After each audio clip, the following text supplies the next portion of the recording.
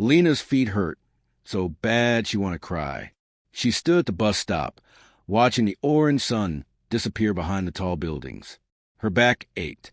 Her arms felt like heavy stones. She had been awake since 5 in the morning, working at the diner where she served breakfast and lunch. Then she ran across town to clean offices until the sky turned dark. 2 jobs, every single day. And still, there was never enough money. Lena was only 23 years old, but tonight she felt like an old woman. Her mama was sick at home. Her little brother needed new shoes. The rent was due in 5 days, and Lena had counted her money 3 times already. She was still $40 short. The bus arrived with a loud hiss and a cloud of smoke. Lena climbed the steps slowly, her legs shaking with tiredness. She dropped her coins into the box and looked around. Every seat was taken. People sat shoulder to shoulder. Some stared at their phones. Others looked out the windows with blank faces. Nobody looked at Lena. Nobody cared that she could barely stand.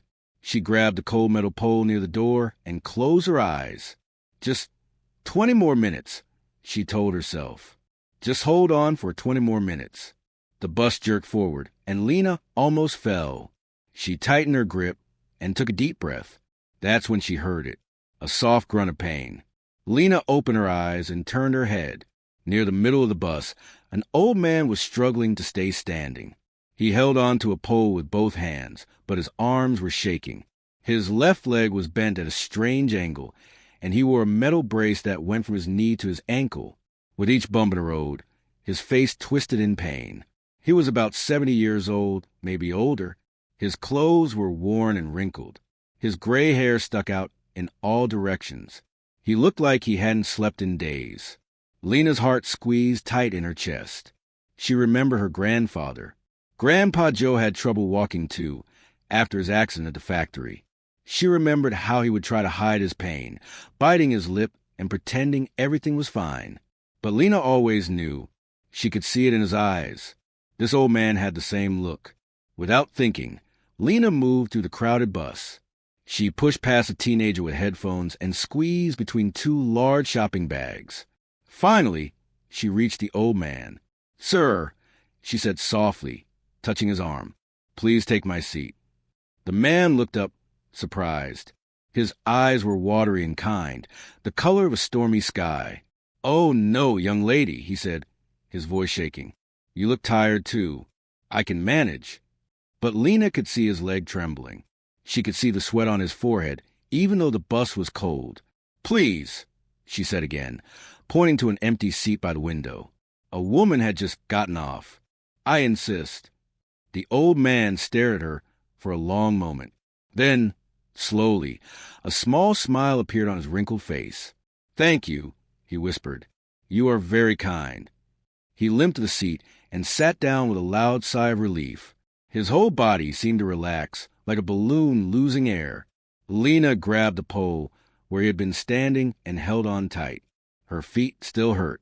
Her back still ached. But somehow, she felt a little bit lighter inside.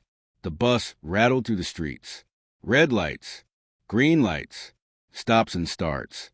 Lena watched the city pass by through the dirty windows. She thought about her grandpa, about how he used to tell her, "Baby girl, always help people when you can. You never know when you might need help too." 5 minutes passed. Then something strange happened. The old man stood up carefully, using his cane for support. He limped back toward Lena, moving slowly through the crowded aisle. People had to move their bags and feet out of his way. When he reached Lena, he pulled something from his coat pocket. It was a small piece of paper, folded many times until it was tiny as a stamp. "Please," he said quietly, pressing it into her hand. "Read this when you get home. It's important." Lena looked down at the paper, confused. "What is this?" But when she looked up, the old man was already making his way to the front of the bus. The doors opened with a hiss at the next stop, and he stepped off into the darkness. Just like that, he was gone. Lena stared at the folded paper in her palm. Her heart started beating faster. What could it be? A thank you note? A prayer? Maybe just an old receipt? She couldn't wait. Right there on the moving bus, she unfolded the paper. The handwriting was shaky but clear, written in blue ink. In the darkest times, your kindness shines brightest. Please come to this address tomorrow at noon. Come alone. Trust me. Below the words was an address, 1847, Riverside Drive. Lena's hand started to shake. Riverside Drive? That was in Fairmont Hills, the rich part of the city. She had only been there once, when she was cleaning a fancy office building. The houses there had iron gates and long driveways. People drove expensive cars and wore jewelry that sparkled in the sun. What was an old man in worn-out clothes doing with a dress in Fairmont Hills? Was this a joke, a trap, or something else? Lena read the note again, and again. The words seemed to glow in the dim bus light. Trust me. Should she go? Could she go? What if it was dangerous? But what if it was something wonderful, something that could change everything? The bus reached her stop. Lena stepped off into the cold night air, still holding the note tight in her fist. She walked the 3 blocks to her apartment building, her mind spinning with questions. When she reached her door, she paused and looked at the note one more time. Tomorrow at noon, 1847 Riverside Drive. Lena folded the paper carefully and put it in her pocket. She had no idea that her entire life was about to change forever. Lena didn't sleep much that night. She lay in her small bed, staring at the ceiling while her mama snored softly in the next room. The note felt like it was burning a hole in her pocket, even though she had put it on the table next to her bed. Should I go? Should I stay home? The question spun around and around in her head, like a merry-go-round that wouldn't stop. When the sun finally came up, Lena was already awake. She had made her decision. She would go. Maybe it was crazy. Maybe it was dangerous. But something deep inside her chest told her to trust the old man. He had kind eyes. Sad eyes, not the eyes of someone who wanted to hurt her. Besides, what did she have to lose? At 11 o'clock, Lena put on her nicest dress. It was blue with small white flowers, a little faded from too many washes, but still pretty. She brushed her hair until it shined and put on a little bit of lip gloss she saved for special occasions. Were you going all dressed up? Her mama called from the kitchen. Just to see a friend, Lena lied. She hated lying to her mama, but how could she explain the note? Her mama would worry too much. Be safe, baby, her mama said, kissing her forehead. Lena took 2 buses to get to Fairmont Hills. With each mile, the neighborhoods changed. The buildings got nicer. The streets got cleaner. Trees lined the sidewalks, their leaves bright green and perfect. When she finally stepped off the bus at Riverside Drive, Lena felt like she had entered a different world. The houses here weren't just houses. They were mansions. Huge white buildings with tall columns and windows that sparkled like diamonds. Green lawns stretched out like soft carpets. Fancy cars sat in circular driveways. Lena checked the note again. 1847 Riverside Drive. She walked slowly down the street, her heart pounding in her chest. People here didn't walk. They drove. A woman in a big hat stared at Lena from her garden, her eyes suspicious. Finally, Lena found it. Number 1847. She stopped and her mouth fell open. The house was the biggest one on the street, 3 stories tall, painted cream white with dark green shutters. A black iron gate guarded the front, and behind it, a stone path led to huge wooden doors. Rose bushes bloomed in every color, red and pink and yellow and white. This couldn't be right. Lena looked at the note again. Yes, this was the address. But how could the old man from the bus know someone who lived here? Her hands were shaking as she pressed a button on the gate's intercom. Yes. A deep voice crackled through the speaker. Hello. My name is Lena Thompson. I was told to come here at noon. There was a long pause. Lena held her breath. Then the voice said, Come in, Miss Thompson. You're expected. The gate buzzed and swung open slowly. Lena's legs felt like jelly as she walked up the stone path. The roses smelled sweet. A fountain bubbled softly near the door, with a stone angel pouring water from a jug. Before she could knock, the huge wooden door opened. A man in a black suit stood there. He was tall and serious looking, with gray hair and sharp eyes. Miss Thompson, he said, nodding, please follow me. Lena stepped inside, and her eyes went wide. The entrance hall was bigger than her entire apartment. A crystal chandelier hung from the ceiling, throwing rainbow sparkles on the white marble floor. A grand staircase curved up to the second floor. Paintings and gold frames covered the walls. "This way, please," the man said. Lena followed him down a long hallway. Her cheap shoes squeaked on the shiny floor, and she felt embarrassed. Everything here was so perfect, so expensive. She didn't belong in a place like this. The man stopped at a door and knocked gently. "Come in," said a familiar voice. Lena's heart jumped. She knew that voice. The man opened the door and stepped aside. Lena walked into a beautiful sitting room with soft couches, more paintings, and windows that showed a garden full of flowers. And there, sitting in a leather chair by the window, was the old man from the bus. But he looked different now. His gray hair was combed neatly. He wore clean clothes, a nice button-up shirt and dark pants. His metal leg brace was still there, but somehow he looked stronger, more alert. He smiled at Lena, and his whole face lit up. "Hello again, young lady," he said warmly. "Please, sit down." Lena sat on the edge of a couch, her mind spinning with confusion. "I don't understand. Who are you? What is this place?" The old man chuckled softly. "My name is Harold Montgomery, and this is my home." "Your home?" Lena whispered. "But yesterday on the bus, you looked so poor." Harold finished for her. "Yes, I know. I do that sometimes. I dress in old clothes and ride the bus to see how people really are when they think no one important is watching." Lena felt dizzy. "But why?" Harold's smile faded a little. "Because I'm a very rich man, Miss Thompson, and rich people are often surrounded by fake smiles and fake kindness. People are nice to me because they want my money, but I wanted to know if there were still good people in the world. People who help others just because it's the right thing to do." Tears filled Lena's eyes. "So you were testing me?" "No, no," Harold said quickly, leaning forward. "Not testing. Searching. And I found what I was looking for. You gave me your seat even though you were exhausted. You helped me even though I was a stranger. You expected nothing in return. That's real kindness, Lena. That's rare and precious." Lena wiped her eyes. "I just did what my grandpa taught me." "Your grandfather was a wise man," Harold said softly. "And because of your kindness, I want to give you something." He reached into a drawer and pulled out an envelope, a thick white envelope. "What is it?" Lena asked. "Open it." With trembling fingers, Lena opened the envelope. Inside was a check. She looked at the numbers and gasped. $50,000. The check fluttered in her shaking hands. $50,000. That was more money than she had ever seen in her whole life. "I can't take this," Lena said, trying to hand it back. "It's too much."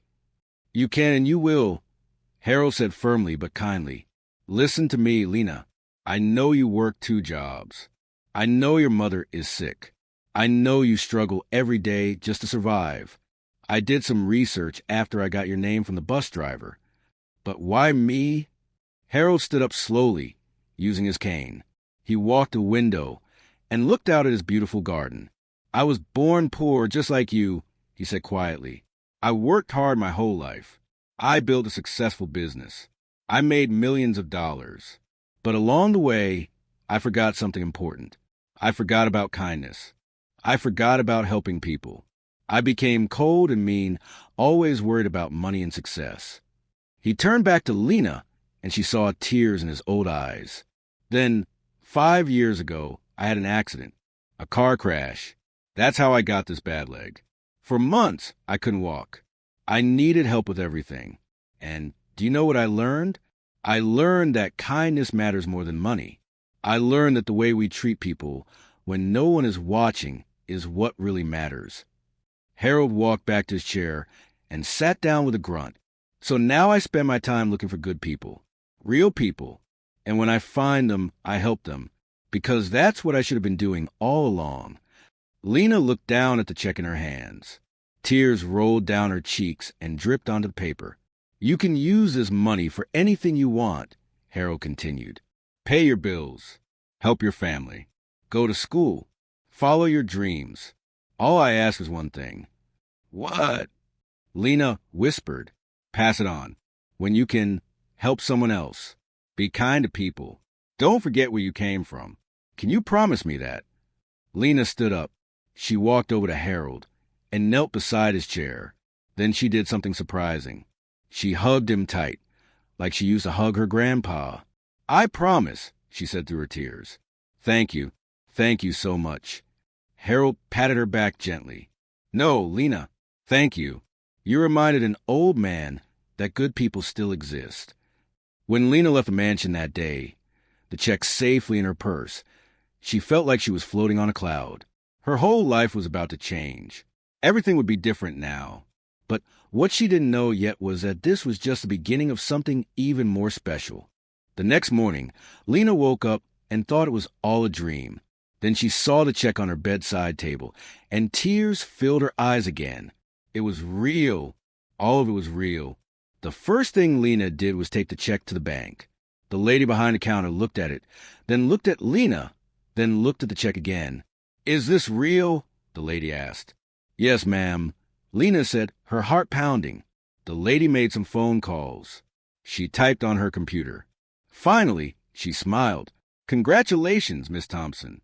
The money is yours. Lena walked out of the bank, feeling like her feet weren't touching the ground. That afternoon, she paid every single bill her family owed. The rent, the electricity, the medical bills for her mama's doctor visits. She bought her little brother 3 pairs of new shoes, not just one. She filled the refrigerator with food, real food, not just cheap noodles and canned soup. Her mama cried when Lena told her what happened. But baby, where did this money come from? Her mama asked, worried. Lena told her everything. About the bus, about the old man, about the mansion and Harold Montgomery. At first, her mama didn't believe her. But when she saw the papers from the bank, she hugged Lena so tight she could barely breathe. My baby girl, her mama whispered. You've always had a good heart. Now that good heart is being rewarded. But Lena didn't stop there. She remembered what Harold said. Go to school. Follow your dreams. Ever since she was a little girl, Lena wanted to be a nurse. She wanted to help sick people, like the nurses who helped her grandpa in the hospital. But nursing school cost money her family never had. Now, finally, she could do it.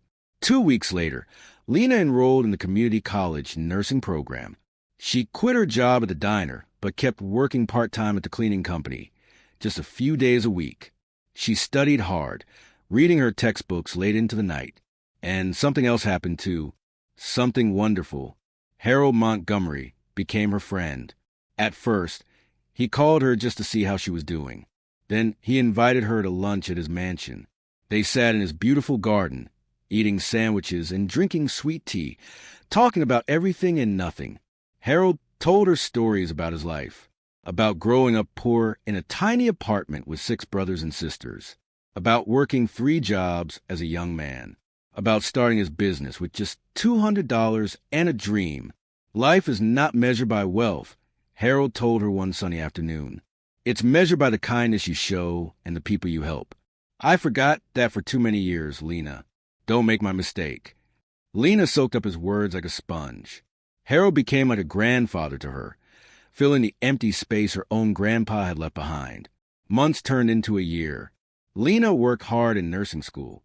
She studied anatomy and learned how to take blood pressure and give shots. Some days were so hard she wanted to quit. The tests were difficult.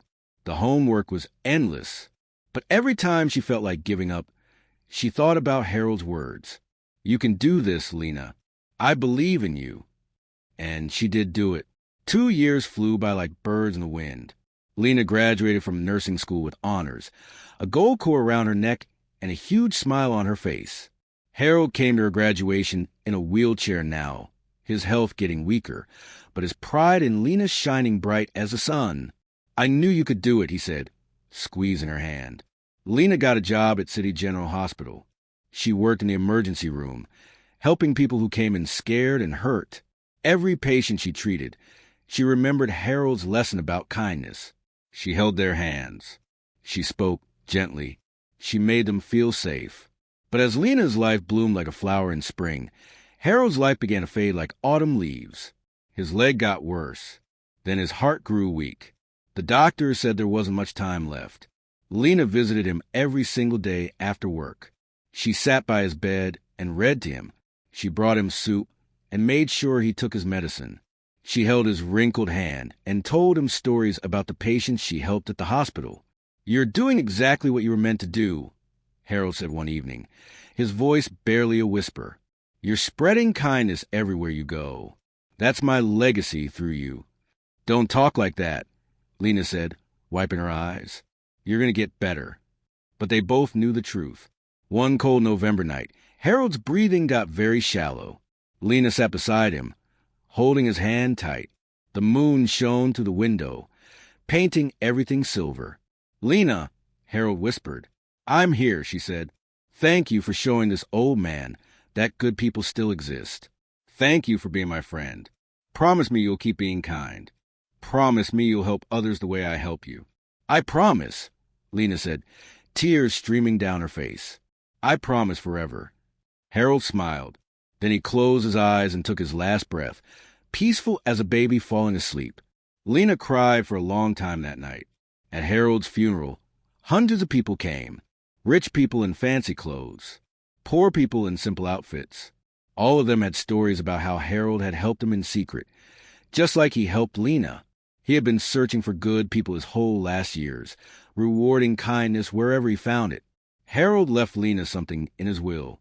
Not more money, but something better. A letter. "Dear Lena," it said, "you changed my life by giving me a seat on a bus. Such a small act, but it meant everything. Now I challenge you to change other people's lives. Be the light in someone's darkness. The world needs more people like you. With love, Harold." Lena folded the letter carefully and put it in her wallet, right where she used to keep that mysterious note. 5 years have passed since that day on the bus. Today, Lena is a head nurse at City General Hospital. She bought her mama a small house with a garden. Her little brother graduated from high school with a scholarship to college. But the most important thing Lena does happens every single week. On Thursdays, her day off, Lena rides the city buses. All day long, she looks for people who need help. An old lady carrying heavy bags. A tired man who needs a seat. A scared child who lost their parent.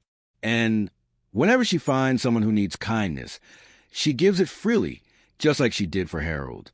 Last Thursday, Lena saw a young woman on the bus, crying quietly. Her baby was sick, and she didn't have money for medicine. Lena sat down next to her. "How much do you need?" she asked. The woman told her. $200. Lena opened her purse and gave her $300. "But I don't know you," the woman said, shocked. "Why would you help me?" Lena smiled, remembering Harold's kind eyes, remembering that day she gave up her seat, remembering how one small act of kindness changed everything. "Because someone once helped me when I needed it most," Lena said. "And he taught me that kindness is like a seed. When you plant it, it grows and grows, spreading everywhere. Now I'm planting seeds too." The woman hugged Lena tight, crying tears of gratitude. And Lena knew, deep in her heart, that Harold was watching from heaven, proud and smiling. Because that's what kindness does. It never dies. It never ends. It just keeps growing, from one person to another, forever and ever. All because a tired young woman gave her seat to a stranger on a crowded bus. Sometimes the smallest acts create the biggest changes. A smile, a helping hand, a seat on a bus. You never know when your kindness might change someone's entire life. So be kind today. Be kind tomorrow. Be kind always. Have you ever done something kind that changed someone's day? Or has someone's kindness changed yours? Share your story in the comments below. If this story touched your heart, please like this video, share it with your friends and family, and subscribe to our channel for more inspiring stories that remind us what really matters in life. Hit that notification bell so you never miss a story about kindness, courage, and hope. Remember, you have the power to be someone's Harold. You have the power to change a life. All it takes is one kind act. Until next time, keep spreading kindness.